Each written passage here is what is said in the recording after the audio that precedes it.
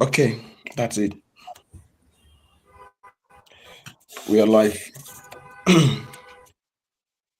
Okay, so let me start by saying Happy Father's Day to all these young fathers on the call tonight.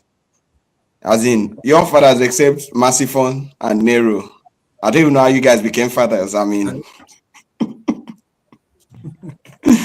okay, that's by the side. So Hello. let me thank you all for turning up. And 21st June was International Father's Day, and funny enough, it was just one day.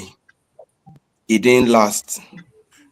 And I said to myself, jokingly, please, this is off record.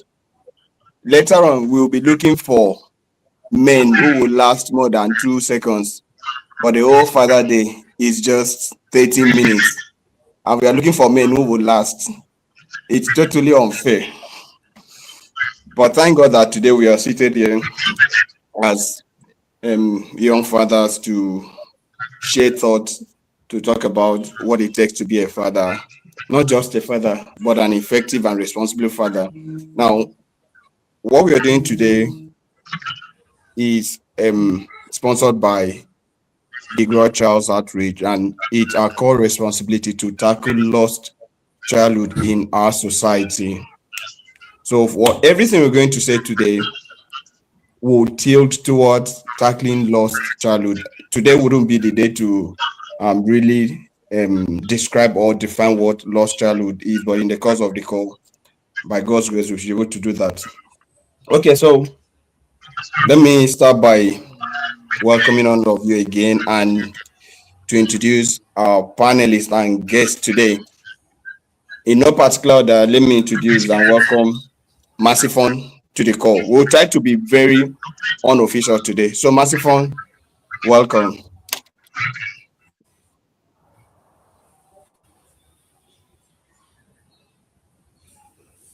Me? You see now, I said it. Say you're not sure of being a father. I lost it for a while. You, What did you say? I was introducing you to the audience.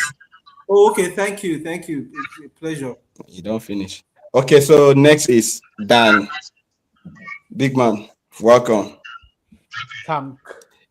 Okay, and next is Inebon Ephraim. Normally I would just call him in one Ephraim off record. Welcome, sir. Thank you. Thank you for being here. Thank you. I appreciate it. And should I say, my friend, move your face away from the camera now. And next is Nero Frank Abaseko. Frank, welcome, sir.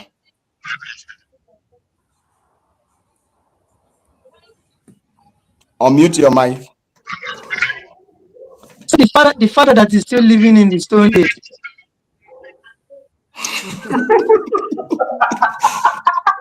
Okay. Finally, Mr. Ofonime. Like, sir, before I was able to get this particular fish, it wasn't easy, but thank God he's here and it's an honor to have you on the call today. Welcome, Mr. Ofonime.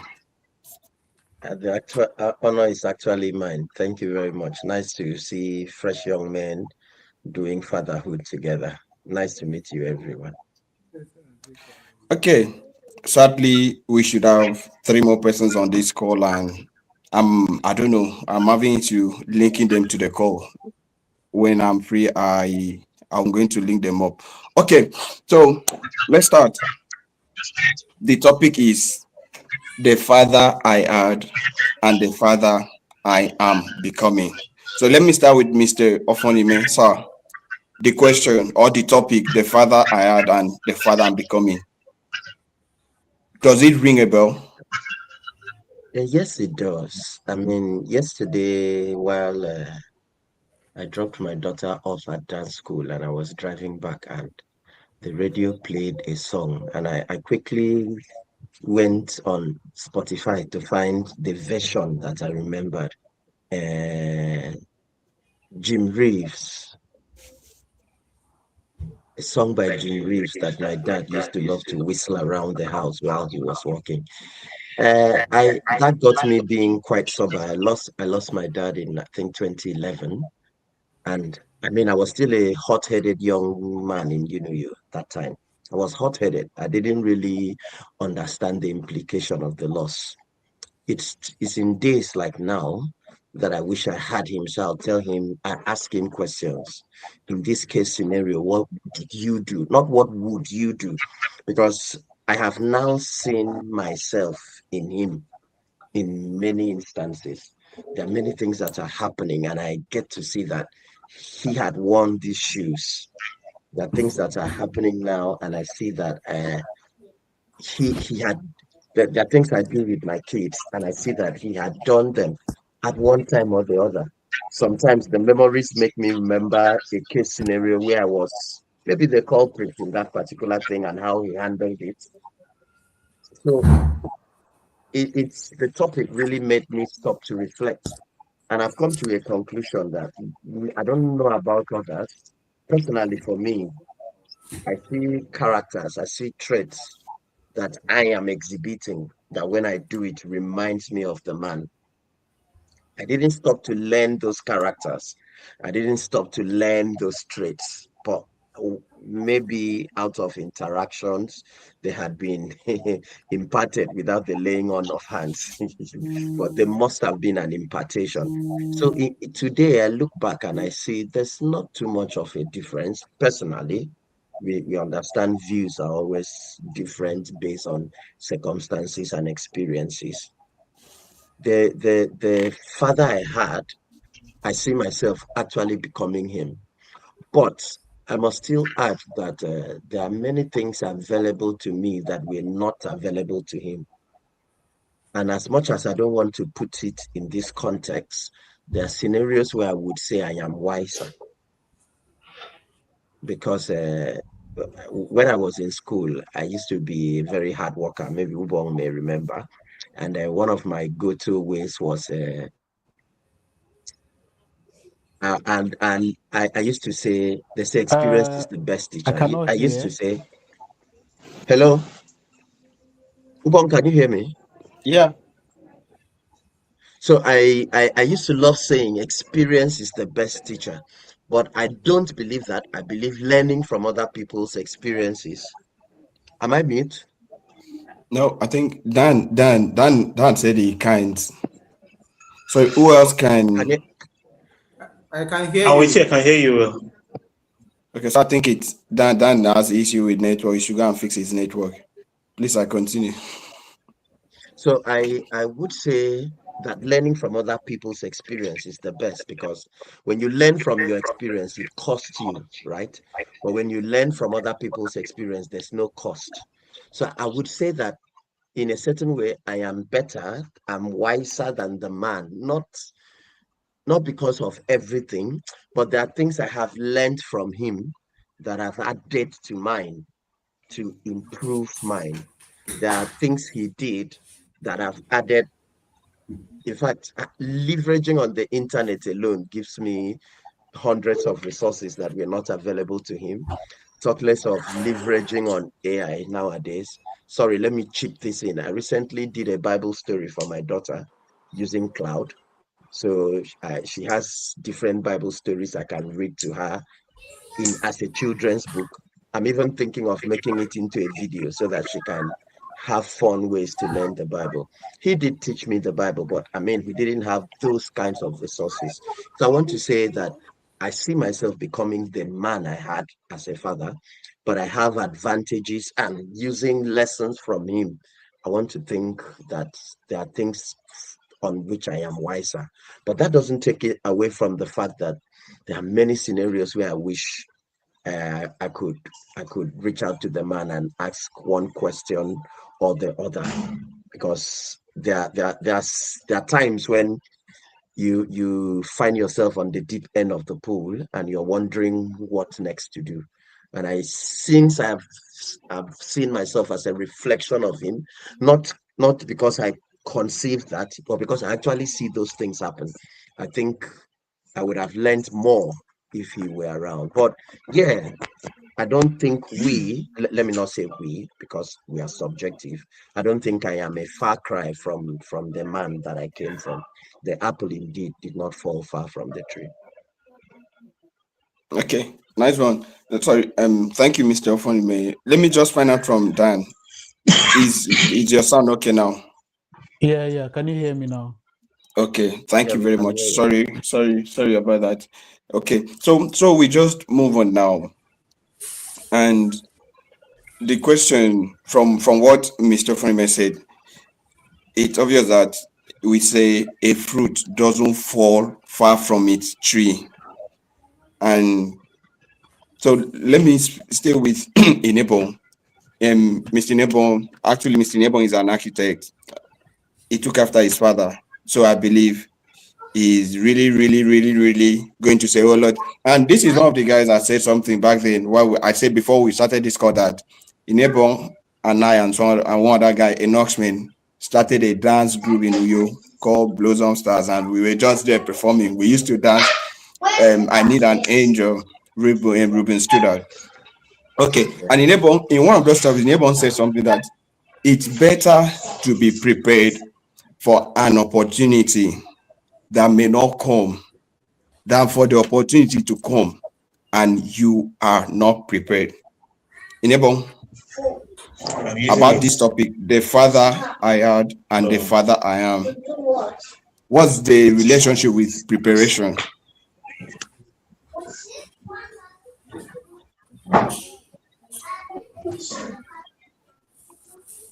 Is it Enable?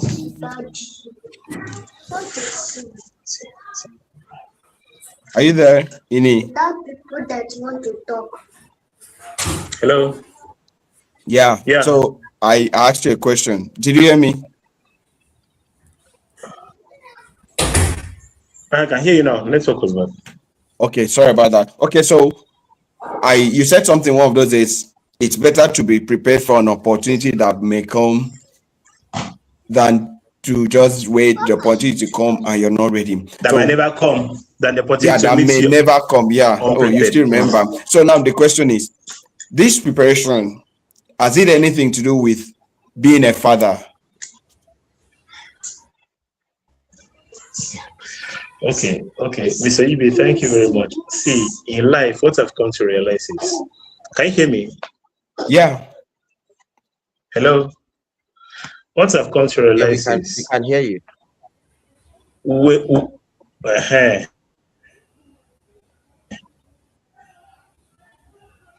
We grew up as kids. Most of us didn't even know how far, what the future might.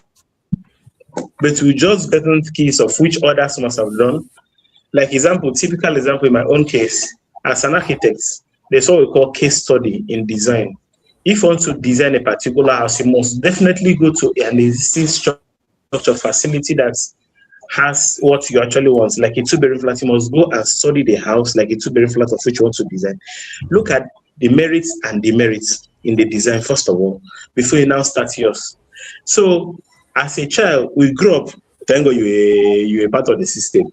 We went to Assembly of God. They taught us different versions of things. They taught us went to Bible college, Bible school, and a lot of things on the school. So all those things were part of the life grooming lessons. Those were the things that actually helped us in life.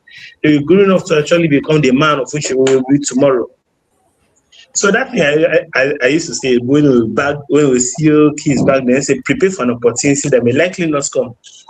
Now, opportunity might meet you when you are not prepared, and because of it, the opportunity will elude you. So, most cases, we have to plan ahead of time. We have to plan ahead of the future. But we have to also consider that God is at the center. God is the center. God is the master plan. God is the chief architect of our life. But in our own side, we must make plans. We must plan life ahead of time. Emulating from our parents, the things they actually did, the merits and demerits, the flaws they actually made, so that in course of it, once we grow up, we'll definitely improve from them. So that thing I used to say, prepare for an opportunity, is something that is a general thing, even including fatherhood, including business opportunities, including life in general, is something that you must plan ahead of it. Because if you don't plan as a father, if you don't plan as a man in life, once the opportunity reach unprepared, there's tendency that you might be found wanting. So that is it. So planning ahead is a general thing in life. Thank you. Okay, thank you. Now, Hello. Masifon, let me just jab you with this one now. As a father, Hello. Masifon, can you hear me, Masifon? Yeah, I can hear you. Okay, so in a said preparation, so at what point did you realize that you are a father? At what point in your life did you realize you are a father? As they show me pregnancy test results now, you just know that you're a father. I don't understand.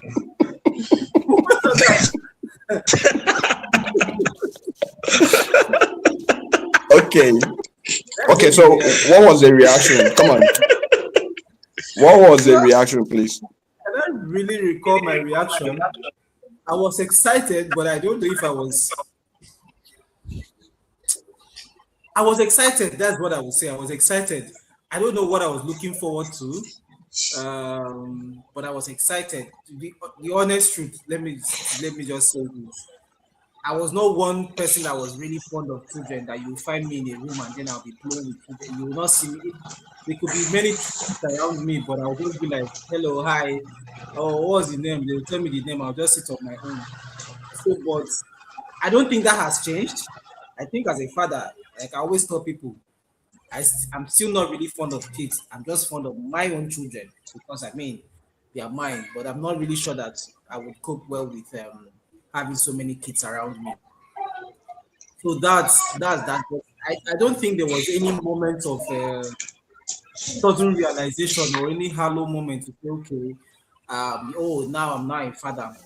I think I just grew into the role, day-to-day activities of being there throughout the period of the pregnancy to, expect when the baby now comes to, be with the baby and then doing the things that you need to do as a father to be there to support, to be there to, take up some responsibilities that you have to take.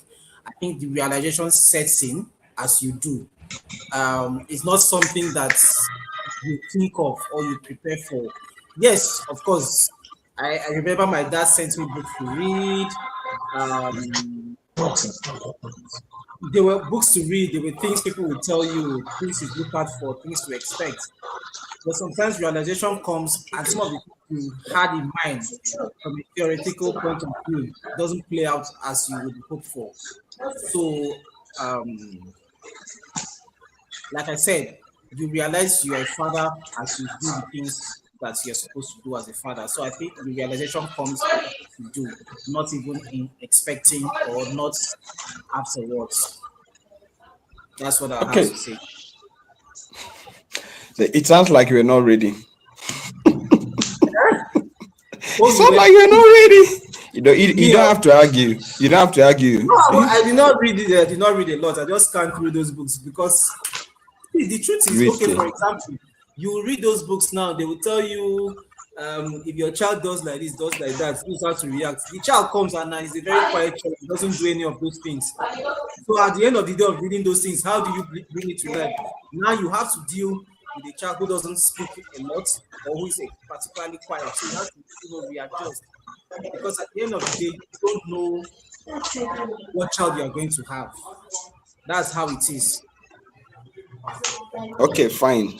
Dan, Yes, um, boss. Masifon just said something now. Masifon just said something. And this question will go around everybody. So that he was told to read and he felt like it wasn't necessary in terms that you get yourself stuck or how do I put it now, loaded with this particular wealth of knowledge, and the child comes in and it's a different thing altogether.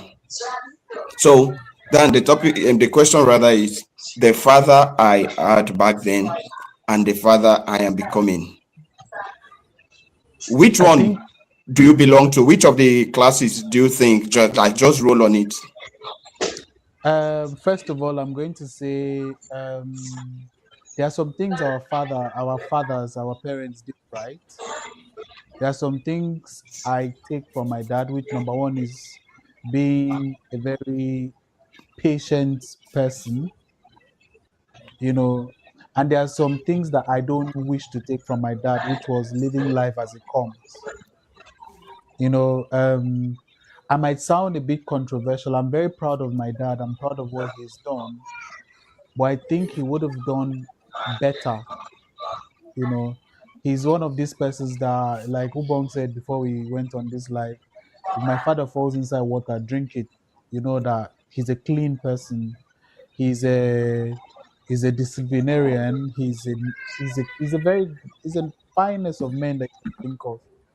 But when it comes to the father that I am becoming, I think when I look back at the things my dad did, family wise, career wise, I just feel he would have even attended more if he could just push himself. But again, nobody was there to read the books, parenting books. Our parents never read any parenting book. Our dads never had the time. They were hustling to pay our fees. So what time are they going to have to come and read one how to be a good father? When there's children, obey your parents in the Lord, for this is right. Honor your father and mother. That was the only parenting book that they read, you know. And um our personally, the father I'm becoming is the kind of person that I want to be able to be my son's friend. I want to be able to communicate with my son. I want to be able to tell my son that it's okay for you to cry. You know, I don't want to be that kind of father that you just tell a boy child, you have to man up, you have to chin up. They bottle in emotions, and at the end of the day, they don't even know how to handle it. And sometimes later in life, it becomes anger issues, it becomes emotional withdrawal. They don't even know how to express their feelings sometimes. So, career wise, I don't want to be like my dad. Like, zero. I don't want to be like my dad career wise. I think that's one of my biggest motivation in my career. I don't want to be like him. My dad studied abroad and came back and worked in NYC and retired in NYC. There was not that drive to like go further. Even when his friends left, my dad was a first class student, and they were hustling for him back in the 1980s. He no grew. He was there at one spot, you know, and all those. I remember when he used to do assignments for us. He was brilliant. He studied economics. He was excellent. Like, he was good. Had US visa, the guy no gree go. He said because they want to give birth to me. He ended up not going to the US. And that time, all he needed was shorty to go to US. You know, so career wise, nah. But family wise, discipline wise, yes. Encouragement wise, I want, that's another thing is, we might come here and say our fathers are the best thing that's ever happened before or after jollof rice. That doesn't mean our fathers did not have their own flaws. And I'm mentioning this flaw because I want to encourage somebody. Because your father had a degree does not mean you cannot have a master's degree.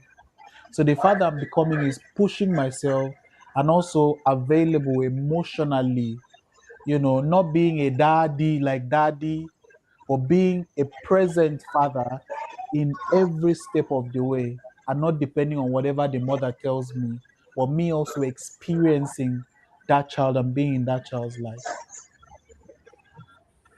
Okay, fine. So, thank you very much, Dan.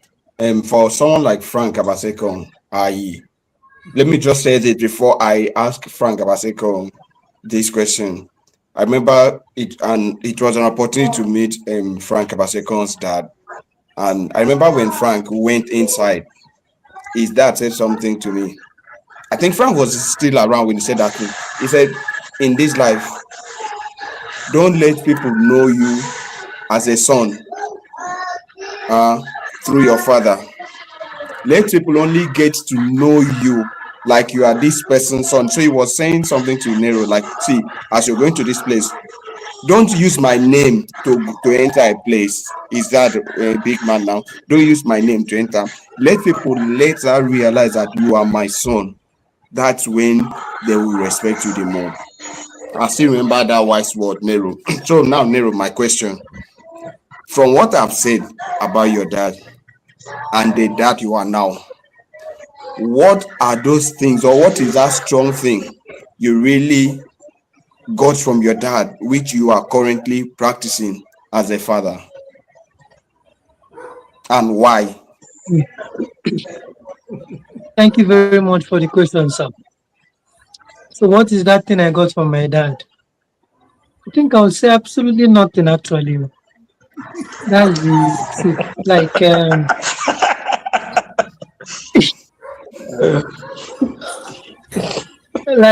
Fatherly stuffs, but I understand if it's fatherly kind of things. I can't remember. I don't think I've intentionally adopted anyone, except there is the ones that I do by default because I'm his blood, but there is none that I can even intentionally say, oh, I'm picking this one to start doing it because my dad used to do like this. Maybe the only thing, would be being careful of how I respond to what the female gender tells me at a particular time.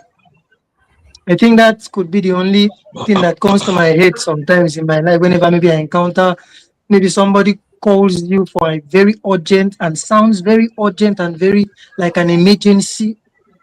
And then it's the kind of emergency that you can run and die in the process before even arriving at your destination.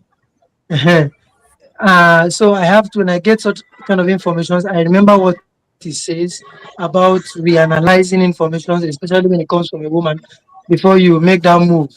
Because that your next move may just be either you may take a decision that you, at the end of the day, you find out that it wasn't as serious as it sounded when you got the information. So I think that's the only thing I really used to take out of relationship activities. But apart from that, he was not even, my dad was very well in our own eye, because Network, no way. Network, bring back Nero, please. It's coming back. Don't worry. Okay, so while we wait for, okay, he's back. Wow.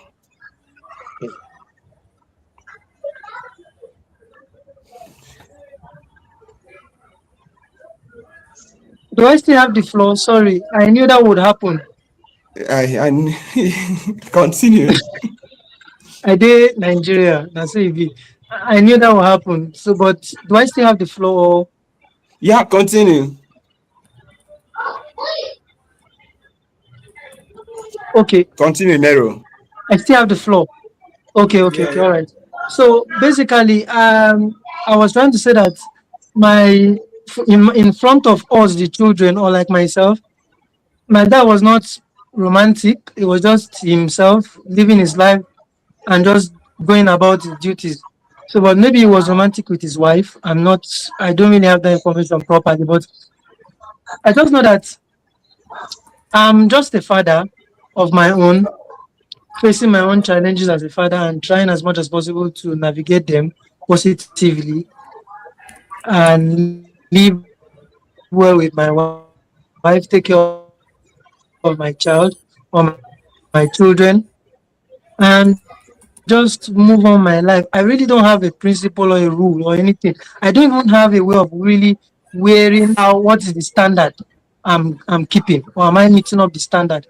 I don't know if anybody's hearing me at all, sir. We're with you. Yeah, sure. I know So let me we're with stop there you. because Can I hear feel you. my network is already very terrible and they may not be hearing me very well. So let me just stop and then you can continue. Okay, that's fine. Thank you, Nero. Now, Nero has really taken this conversation out of what I had planned. Okay, so I've let go the questions are pre-arranged. So now, in reality, Let me throw it open now, starting with Dan. We'll just go like that. Which one is better? Should I say um living by or borrowing the principles or your father's parenting style, or living a free life each day for each day, just like Nero said? In being a father, which one is better? I think personally, again, we don't live in Nigeria again, so parenting here is like extreme sports, and it's um it's not as easy as we have, because again, from the food that they eat is different. Our own, we used to eat beans and gari, beans and yam, rice and beans. That's all we used to know. We never had when a child would. I'm not sure any of you. I don't know about you, but me, I never went to my dad and said I'm bored. You know, but children here will tell you, "Daddy, I'm bored," or "Mommy, I'm bored," or "Uncle, I'm bored." You know, like there's so much that is different. So yeah, but again, we go back to the foundation. I was raised in a very Christian home, so I want to raise my children teaching them those tenets of Christianity, real Christianity, and love for your neighbor as yourself, kindness, some of the things that I saw in my dad. You know, he's a very kind person. He's a very nice person. So I would say I'm winging it. So like, as experience is the best teacher. Nothing ever prepares you for fatherhood until when you become a father. There's no blueprint for it. What works for A may not work for B. So it's about you learning and unlearning and adapting and be ready to shift ground and understand the child, because all of them come in you might have two, three children, all of them are different. So if you carry one blueprint and say, oh, because maybe if you like tell this one sit, and you tell the other one sit, that one will stand. So you have to find something that works for each of them. At the end of the day, it's about I'm big on being a present dad in that child's life. Take some of the things like, for example, my dad used to wake up in the morning and pray. Hopefully, I can do that. I know they do them every day, but hopefully, I can show that to my children. My dad used to um, just look you in the eye. That eye is like 1,000 words. So hopefully, I can be able to look at my child, and the child will behave. And also, he was someone that was funny. Hopefully, I can also have that. So it's a mixture of some traits from my dad, and also building and growing with that child and learning that child and allowing that child to explore. Because sometimes, apart from us that we're very stubborn, which has brought us this far, some parents would literally cage you, some dads would literally cage you.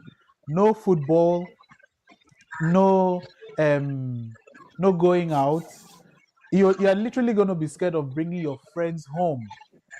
I don't want to be that kind of dad that my children will be scared of, because again, sometimes that's when they make the wrong decisions, because they're too scared of bringing their friends, because you might end up judging them.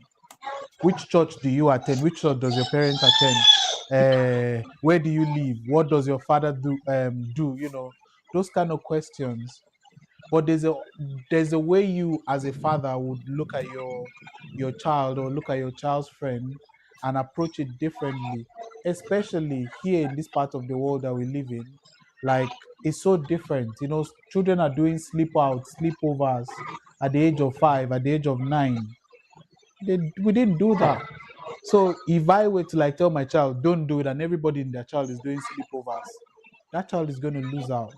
They used to tell us to kneel down, raise our hands, and close our eyes, and recite Psalm 23. Ephesians 6 verse 1. Children, obey your parents. They forgot that down the line, there's that part that says, "Parents, provoke not your word to anger." to We anger. had parents that never said, "I am sorry." We had that. My papa never ever say, I am sorry. Now when don't old, now that he's older, he's saying I'm sorry. Maybe old age. But growing up, my father would just look at it. Also, will you come and beat me now? You know. So I want to be that ever present guy that motivates and inspire my child to just get to and reach for the stars. Oh, fine, fine. Okay, so There, that's a nice one. there, Down. there could be a lot of controversy if we want to really go into, should I say, how our parents treated us, as opposed to how we as parents are treating children today. I really want to think that a greater percentage of that was not their fault. I'm not making excuses either, but I had a conversation. Where's everybody gone? No, continue. Sorry, please. I had a conversation with my wife recently, and she was saying that young men today are doing better. They are stepping up more, and I want to say that a greater percentage of that is based on the influence we've received. We've been greatly influenced by Western culture, and I know the pros and the cons of it. But if we want to look at our parents, I don't know about your parents, man. Mine was born in a very long time ago.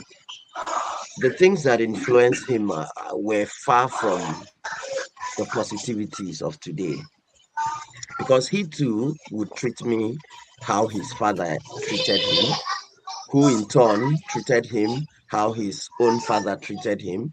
And if we want to go by that line, we are looking at influences from maybe 1890, and you would really want to ask the question, how were men in 1890? They were men. I wonder if we understand that. They sit in the front of the house. They make orders. That was being manly. But in society today, that is not really seen as being manly, especially given the equality we are talking about nowadays, the emotional trauma we've come to realize. When I grew up, I never knew there was something called emotional trauma. Nowadays, you hear children quick to say, my mental health. We never heard those kind of words growing up.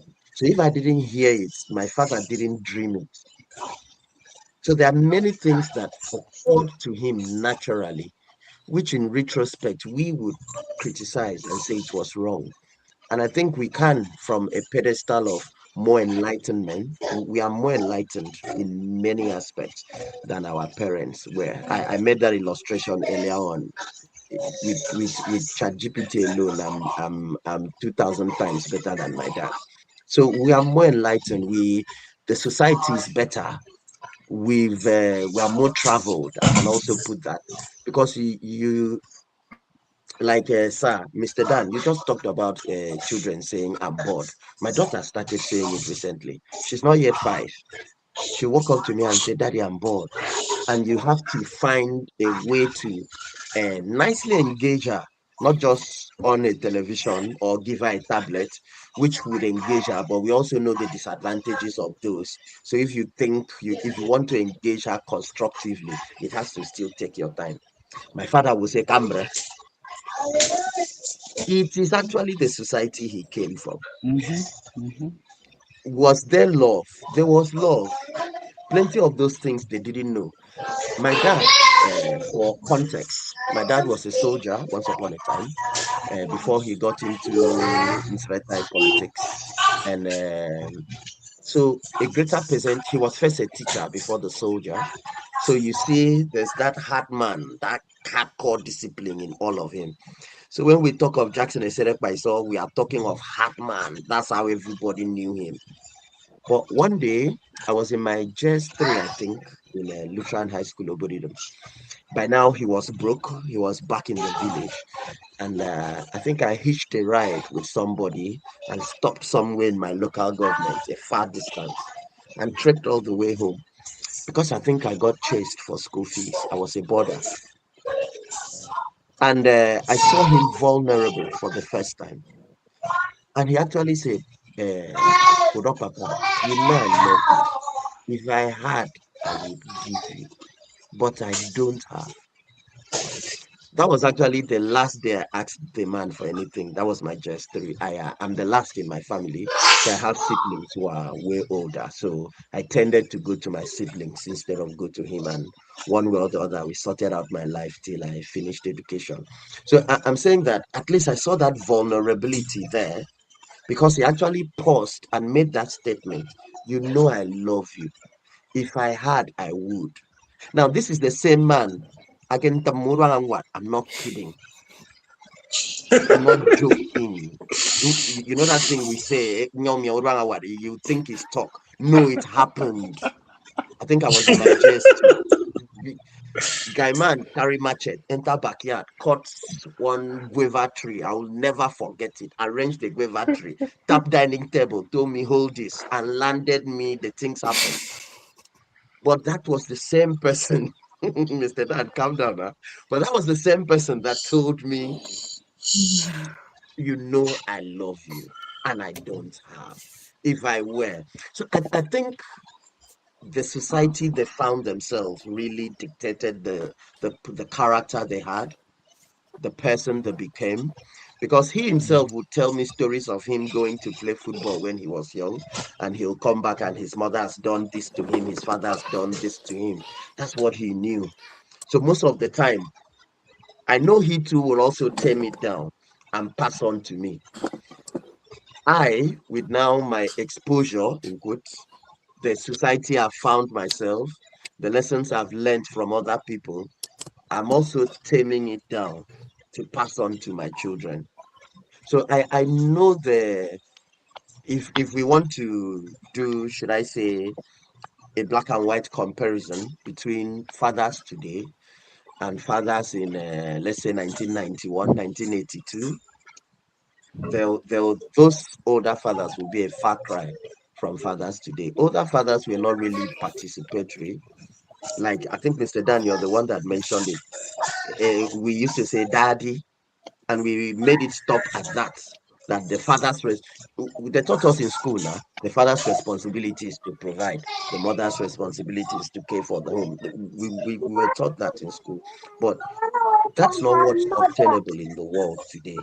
We have fathers who are feeding the babies, who are changing the diapers, who are bathing them, who are the ones taking them to school, getting them back from school, putting them in bed. My daddy never put me in bed. I can't remember that. But I read stories for my daughter, then we pray and we sleep. Okay, where did I learn to read stories? Is it No, not from watching TV? Mr. Fon, hold on, no, because let me just ask before you say that. Let me ask you this question, please, so that you put up. Okay, would you say that you grew faster into being a father from these experiences? I mean, the experiences we've all had at one point. My dad will use chain. There's a emo me and to me. By the time you're done crying, you come out along Wakaitiam. Eh? Everybody will know that you were being flogged. You can't Something pretend happened. because there are wounds all over. So would you say that you grew? You go get tattoo all over your body. Like So would you say that you grew?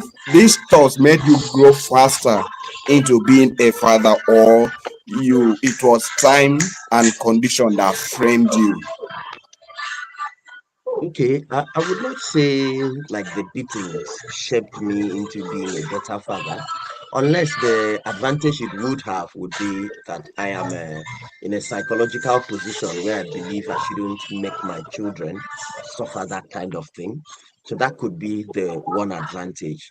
Apart from that, no, it didn't. No, it didn't make me become a man faster, didn't add to me in that kind of way. Today we say there are ways we would have done that, they would have done it better, but we've seen societies that operate those ways and it's still failing. Hate it or like it, I had a privilege of Season more, yo. teaching in a I had a privilege of teaching in a school here, and I was standing at the refectory just to observe children eat, Yeah. and a child came from behind and poured rice on my head. Why would he do that? there are no consequences for the action. But you wouldn't dare do that at a Teen Institute or Hofaku or any of those places. You will die. So you see, those consequences had the advantage. They had the advantage of shaping us to be proper for the society in some terms. But I just want to believe that it's a measure of knowing what's right, and it's a thin line. I really want to say it's a thin line between I've gotten it right and I'm abusing the child. I'm letting the child become wayward. It's a very thin line. Personally, I still haven't achieved it. I wouldn't say I achieved it, but I've tried not to be as tough as the cloth I was cut from. But sometimes you also want to think, I hope this will work, because our children also will be the ones to judge our success. Because right now we cannot say 100% that is successful, because I know it's hard to accept it, but there are things you would never do because you know your father. As in, you know that, I mean, when we were growing up, you know you can't do this and go back home. You know, when they say the fear of the Lord is the beginning of wisdom, the fear of what will happen will rightly guide you in how you behave.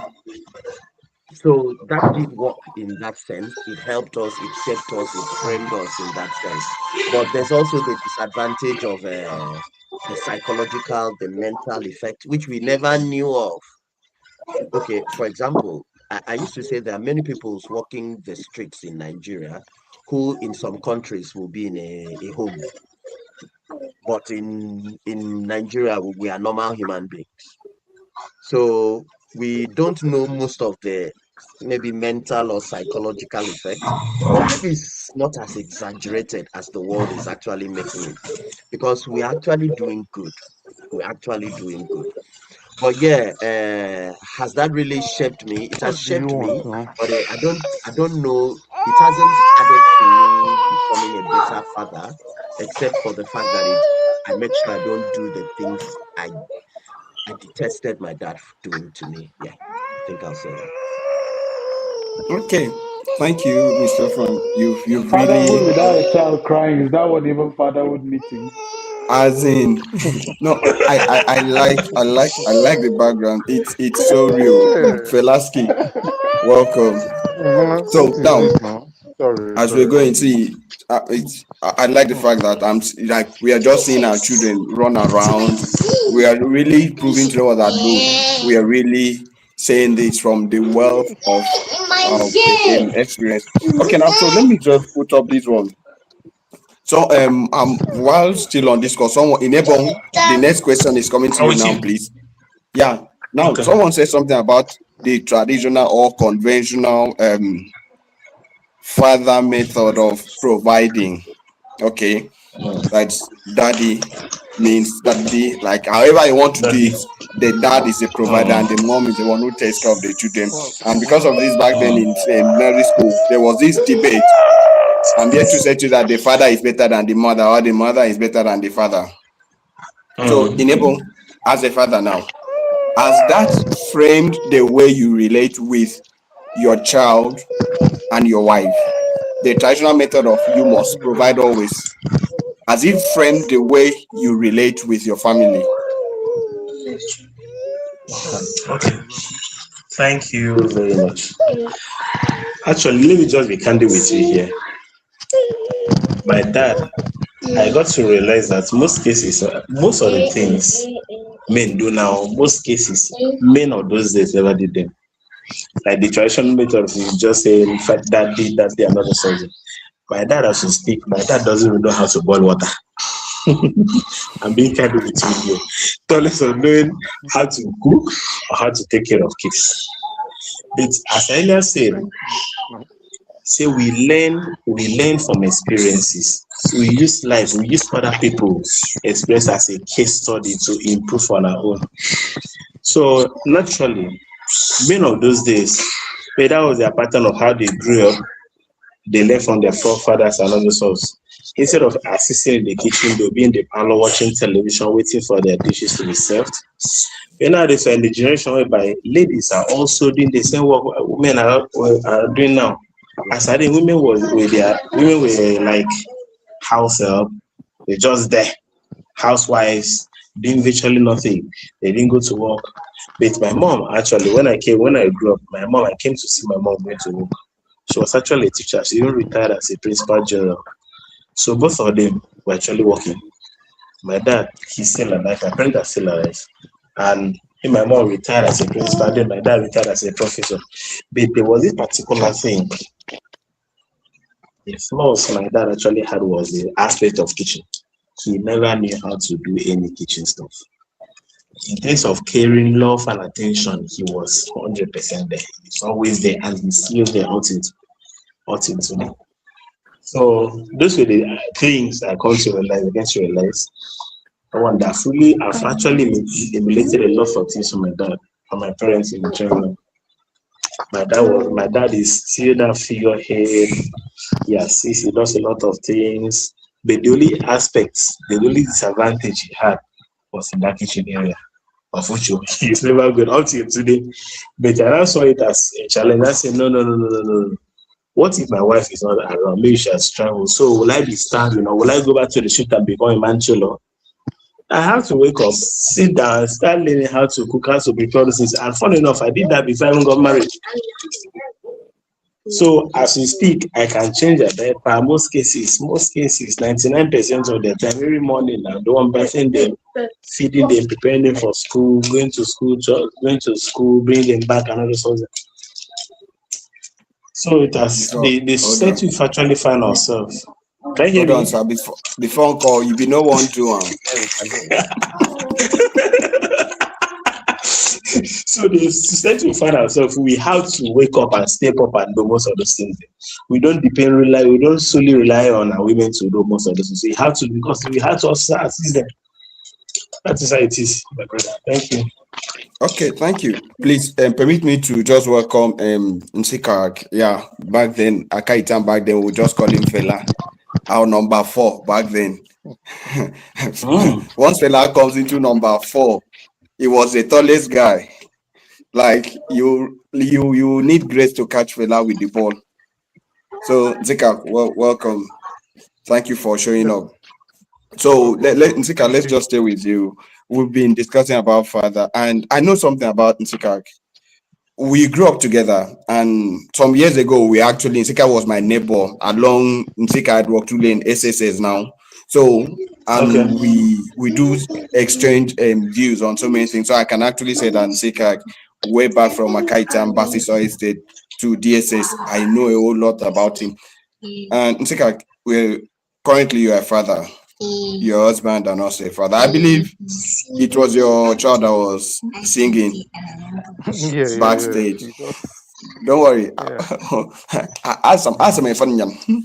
So now, so Don't be like my what is brother. it like to you? I can remember your father. Okay, he was one simple man, as in the tallest man back then, Keka Itiam.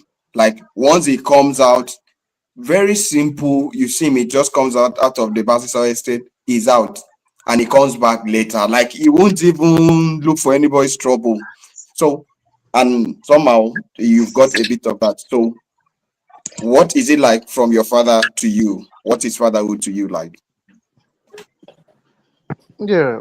Let me say thank you for this wonderful opportunity. I hope you can hear me. Yeah. Okay. Um, you know, like life, we keep evolving and growing. There were lots of things that back then I would have faulted my father for, but having to wear those shoes now, like I was talking with one of my friends in Canada the other day, and I was telling him, man, how I wish my dad was alive now. There are some things he did that we never understood. And now, having to fill in those shoes, you will now understand how he felt and what he meant and what he was trying to pass on. Back then, like one of our speakers said, our fathers, maybe because of exposure and knowledge and that was available to them at that time and how they grew up, fathers we not really into the lives of their children. Like you said, my dad, once it's morning, he's out and he comes home late at night. And like me and my guy were saying, it was very funny. He comes back, he stays there is that sit out opposite Mayflower back then. Yeah. He comes back, sits there, goes on 3-4 bottles of Gouda, then comes home around 9-10, has his bath, eats his food, and he's off to bed. That's all you will see him. Senior man. And he hardly says anything. And one of the things that actually you talked about your dad flogging you, my dad never touched us. And he gave his reason that if he touches us, we'll die. And that was absolute truth. like like man was my body. My body was one of his arm. He was that strong. So if he touches us, man, you nothing, you go by. So he just avoided us, stomached a lot of rubbish from us. He was a very patient man and did a whole lot for us without us knowing. Without us knowing. But these days, the situation is different. The situation is different. You have us playing roles that back then only our mom did. Being the eldest son in my house that time, my mom actually taught me how to cook, how to wash, how to clean, how to do those stuffs. And now with the roles that we now have as parents now, the war going on a frenzy, not the war we grew up, you will now have to play roles in order to help your spouse. Like in my house, I don't have a help. So, and my daughter is a handful. The mom has to go to work as early as they have to be in the office before 8:30. I myself have to be in the office by 9. That's if I'm not on field work. So what happens? I wake up earlier than everybody,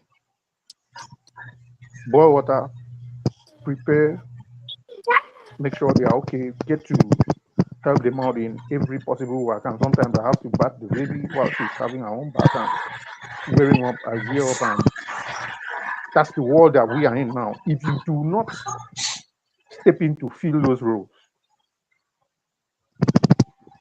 you are going to fail. That's how it is now. Unlike how we saw our parents. My dad, on very few occasions with my dad, you won't even find him in the house to be able to do those things. So as early as 7 is out. So all is left for my mom. But the roles is now reversed. The roles is now reversed. So it's a different thing. Yeah, I've also learned a lot from him. I've also learned a lot from him. There are things he said to me, some advices, and like when he passed away, I caught myself many times giving the same advice to my younger brother before I even discovered what I was doing.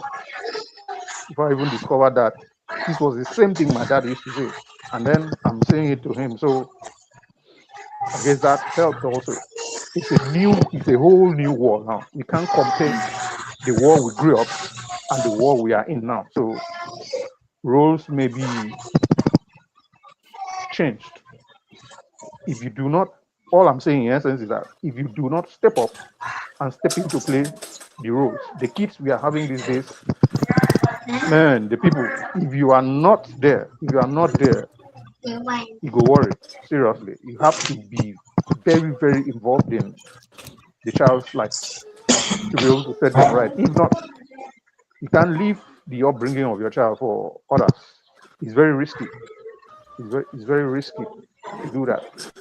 So that's the world we are living in Hmm? now. And that's how I see it. Mm. That's how I see it. It's totally different back then and now. Wow. That's all I can say on that now. Wow, Thank you. nice one, nice one. Like you came in and Falan, you're coming in, you introduce a different perspective to our discussion, which is what we're going to use to wrap this session. Sadly, we can't even exhaust this topic because it's really, really a deep one. The world we are in today, like Fela said. So I'm going to give us like two minutes or thereabout because we are ending the call soon. But for everything we're going to say, one, my dad said something while growing up, because this is one thing I know. I've got a very good memory of my childhood days, like everything. I can remember back to my nursery school.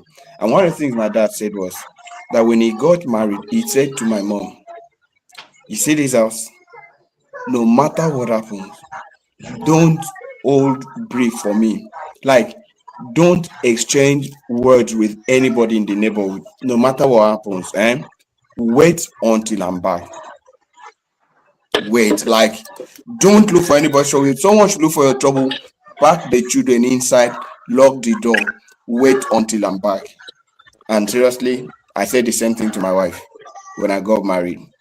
So the world we are today, let's end. We talk about our relationship with our wives. We talk about the relationship with our siblings and our in-laws, and a whole lot social life. Being a strong man, how do you end up managing your emotion? I mean, the mental stress and everything. So let's start with Dan. The world we are today, the father I am becoming. Just pour your heart. Um, I think um, the father I'm becoming is one of empathy, one of patience, one of understanding, and one of learning. I'm also becoming one of making sure that I am present because, yes, we had very wonderful parents, wonderful dads growing up. But like I said earlier, we knew dad as daddy. You know, that's what we used to know dads for. But in this age, it's more than daddy. You are the daddy, you are the mommy, you are the friend, you are the partner, you are the sibling, you know, and you are available and present for yourself. One of the things that we as husbands, partners, um, I don't know, we don't do, or we don't do enough, or we don't say enough, is, you know, you're not always going to be the strong man. You're not always going to be the alpha and the omega. It's okay for you to tell your partner that anger. It's okay for you to like tell your partner, I'm not good today. It's okay for you to even tell your children, Daddy's not feeling well today. Daddy's not feeling good today. Daddy just needs to rest. You know, making them understand that that is not going to be 100% every single day. Yes, it's a full-time job being a father, but sometimes they also have to learn that it's okay for you not to be okay, you know. So the kind of father I'm becoming is one that will tell my child, I'm not okay today, you know, tell my child it's okay not to be okay, and also ensure that I'm a good partner to my wife and ensure that if it's cooking, I do the cooking if I can when I'm, you know, supporting in every single way, learn how to give the food, the diapers, every single thing, just be present. Because at the end of the day, these people live with us for 18 years and they're gone, you know. And when you bring up them in a very good way, you don't have to worry about what they're going to become in the future. So, in conclusion, in I'm becoming that ever-present dad and that available partner, and also that supportive sibling. Babe, babe. Back if Okay, video call number. nice one, Dan. Very nice one. Okay, so let's move over to Mr. Ofonime. So we are wrapping the world today. Take accept something, step up and step in. The world today, step up and step in. How are you managing? And what kind of what would you say to the next father on the street? Okay, so I think from all the conversations we've had here that each and every one of us want to be better than the father that we had. And I want to believe that two factors really affect that. One being the lessons we learned from the fathers, our fathers. They did things to us that in retrospect we can say yes, this was good and this was bad, which is the same thing I've said that no matter what we are doing with our own children today, they too will be the judge if we were successful or not. The second being the times and society where we found ourselves. Like Dan has said, things have really changed. Yeah, most of their actions, we've also agreed on this conversation, is was born out of the society they found themselves, the what they understood to be a man, and how they too were trained, how they too were affected by their parents. So the society today is more, let me use the popular word now, inclusive. we you don't stand alone to say like it was before. I'm a father, I bring this, bring me my food, I'll bring money, I'll pay the rent.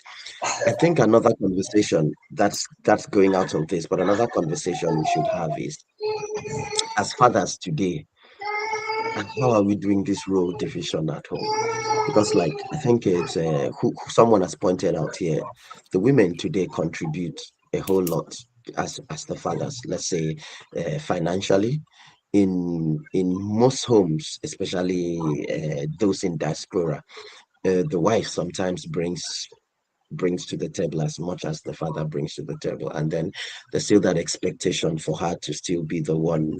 We still say we are helping her with the house chores.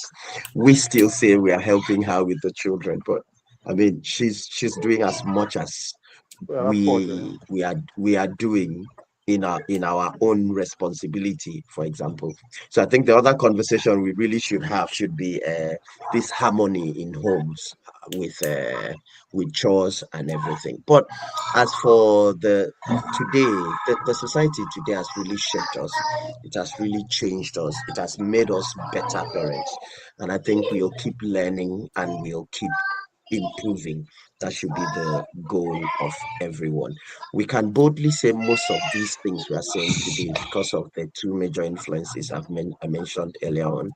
What our parents did that we have seen in retrospect and want to correct, and what we have now seen as norm. I mean, in the world today, there are things that you would do, and people will think of you like, "Are you okay?" Like those scenarios where you go to a shop, man and woman, and the woman is the one holding all the bags, and the man is walking manly in front. If those happened in 1985, probably wouldn't be questioned where we were from. But if it happens today in the society today, everybody would look at you as if, are you okay or something? So we are greatly being affected by these, and I'm grateful that it's it's shaping us, it's making us better. We are all hewn from the same rock. We can't deny the effect that our parents have had on us, from their positive actions, from their negative actions, the positive effect it has had on us and the negative effect it has had on us. But other influences have helped shape us, and we are becoming the smoother, rounder rock. We're able to say better things about how we want to uh, be seen by our children, how we want to affect their lives also. So I really believe those two factors have really helped, and thankfully we as men have adapted a lot. Like we've mentioned here on this call, there are many things we do today that men back in the days, our parents' time, didn't do. So I believe we are getting better, and I think the next discussion that men should accept is that scenario of she's contributing as much as I am at home. Why am I saying I'm helping her with the dishes? Why am I saying I'm helping her with the children? It's a tough conversation, but it's one that we should have, because the goal here is harmony at home with our spouses, harmony with the children, and everything. A peaceful life is always every man's goal. Okay. Thank you very much, Mr. Fon. Thank you. You really said something about the sensitive topic, harmony, because for a man like me, I mean, when I got married, nearly had my wife, we would quarrel. Who is going to cook? Because me, I said, I mean, I'm an average man from a Akwa Ibom state who always go for fresh food. I mean, we don't believe in putting in the freezer. We just believe that there's a farm by the backside now, just go and pluck your stuff. So she had a different view, and at some point, I remember what my mom said to me: the way you're going, you have issues with your wife. You need to calm down and allow your wife to minister to you. Let me use that biblical word, minister unto you. Because back then in my father's house, I mean, you don't touch my food. Wherever I go to, Dan knows now. We used back then, me and Dan would just cook our thing, eat, and move on. Wherever I go to, when I come back, that's when I prepare my food. So thank you, Mr. Font, for bringing up that subject matter of striking a balance. So in few words, please, the world we are today as fathers, step up and step in. What do you have to say as we wrap the session? Thank you. Okay. The world we are in now as a father, what I could say is, gone are those days when we came, we saw our parents do this, we saw our parents, we came and met them like that. And nowadays, things have actually changed. When a jet age, a lot of transformations have actually come up. And if you cannot follow the train, definitely you'll be trampled.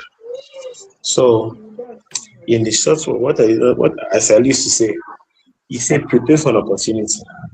I will likely not come than for the opportunity to meet you already. So, I planned naturally, personally, this one is a personal thing. I planned my life aside from myself. I used to back God, everything I do, I used to use God and self for funds in every dealings of my life. So that God always take the lead. That I do my own part of it. Do my planning, do my preparations. Knowing full well that one day will become a father. And how will I emulate, how my children become in future? What would they be? How will I step up? How will I improve better than what my parents actually did? So this is the planning stage. As I said, in design, we plan, we conceptualize, we visualize how the elevation, how the 3D will be. So in life, we have to plan as a father, and which of which we are actually doing, of which are actually doing at the moment, because the planning process. Because nowadays, at times, my daughter the other day, I say, Daddy, you shout so much. One day I'll go to Lagos and do this, I'll do that. Those are some of the things in life we come to realize. That the kids of which are going to be better now, they are wiser and they're faster. And we as a parent, if you don't step up and hold the world, there's tendency that they might own grow harder than you. So the father of which you saw and the father now, there are a lot of transformations, a lot of changes. So what I want to encourage us is go and find. We came into the system to saw a particular thing, the wrongdoings and certain lapses of our parents or to the help. Now, our duty is to step up and improve on all those things and make sure that we become a better father to our children, number one, and to our spouse, because one day these children will leave and it will be less between you and your wife. So that is my own point of view. So I pray that God will help us. God will give us the name because the strength and no matter how much you strive, no matter how much you do, if you don't have God as your backup, my brother, it's not that easy. So thank you for having me. Okay, thank you, architect, for bringing up the subject matter of preparation. I mean, you don't just wake up and become a father. You must have prepared. Yeah, that's very important. That's very important. That's a strong point. Okay, so to Fela, the man who just came in and lighten up. So sorry, you came in behind time a bit, and we are wrapping up. The world we are today, like you rightly said, step up and step in few minutes or like in 2 minutes. Can you wrap up the session for us, please? All right. Thank you once again. The first thing, the world today is that we have to change our mindset from the way things were done in the old, and then adapt to this new world that we found ourselves. For me personally, I think one of the things that we have to do away with has to be our ego as men, because whether we like to accept it or yes, a man has so much ego, and that ego is what makes him a man. So it can help, and it can also be very dangerous. So number one, you have to first of all try to limit your ego. Secondly, you should be open to learning. Nobody is above learning. We will continue to learn, and also unlearn the things that in the past our parents did. Like I said earlier, they did these things because of the knowledge available to them at that time and the season they were in. Things have changed and moved on. So we should be open to learning and also unlearning the ones that will not help us. Like I said earlier, the ego, sometimes your ego will make you blind to reasoning. No matter anything, you have to come to a point of agreement with your spouse. If not, if not, trust me, you will run into so many problems. You that are one of the things I ask myself: if a third party comes in and hears this, how would it sound? Sometimes it's so petty that you just ask yourself, what thing be all this one now? So you just leave it. It doesn't help anybody. So we leave it alone for peace to reign. That's it. For peace to reign, we move, and the ability to adapt to the present times that we have found ourselves, to adapt and make things work. That's all I can say for now. Thank you very much for having me. Okay, thank you very much, brothers, for turning up. Let me say to our audience that I believe we've been able to scratch the surface. And from what we've said today, there, I mean, there's an opportunity for us to come back. I mean, all of us like this. I always like saying this, like Mr. Ofonime said, to come back and talk about the harmony, that part of striking a balance between being a man, assisting, and all this. So let me thank all of us for turning up, for pouring out our mind, for not managing words. I mean, we said the truth. And why would I say we are saying the truth? Because I've known every one of us, like way back, not today, not we met some 3 years ago. I can say some things that maybe you may not even remember. For instance, Mr. Fonime, sorry, back then in UNU, during Messi Edogo, right? The VP then. That's when I got in contact with Mr. Fon. And I mean, he delivered. I don't know if he was the campaign manager back then, but he was just there from computer department. He was just there, and is it computer department? And at the end of the day, you wherever you see Messi, you will see Ofonime. I don't know if he remembers any of these things, but I can remember because back then I was involved in school politics. Told me. So Thank you very much, brothers, for turning up. In Ebon, we grew up together as a Mr. Kaitan. Everything we went to the same Sunday school. Fela, Kaitan, we played ball together. Then at some point we were like roommates.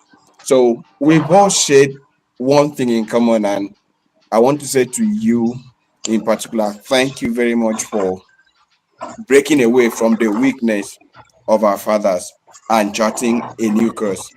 The things you do daily as a father, seriously, it has contributed to the winning the fight against lost childhood, which is what my NGO represents. So, in summary, today, what we've said is number one, strike a balance in the things you do as a father.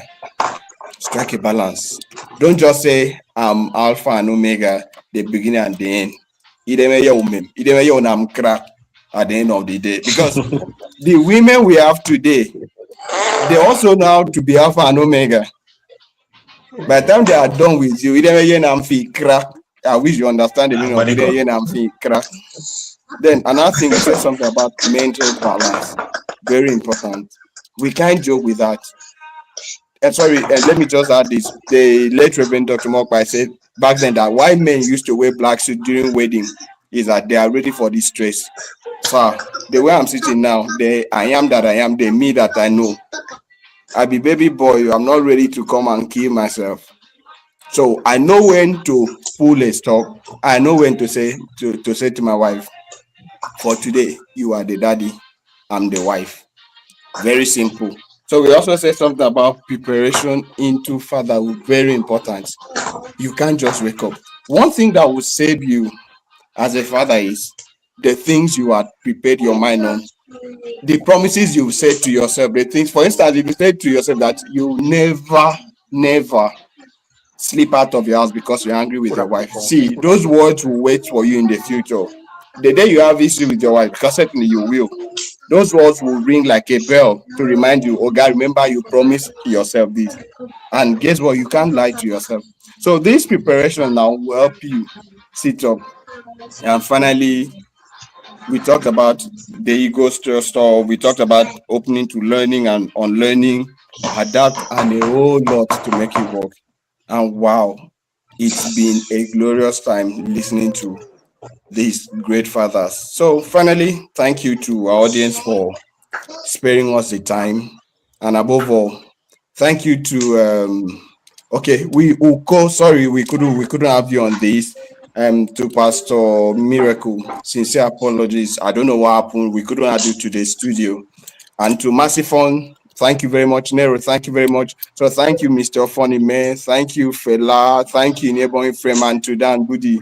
Thank you very much. It's been a glorious time learning from you, and I've learned a whole lot. It pays to be a good father, and congratulations to you for being a good father. Thank you. And good night from all of us. We love you. Bye-bye. Goodbye, everyone. Thank you. Call me down. Thank you. Thank you. Thank you, You bro. know what's here? I didn't get backstage.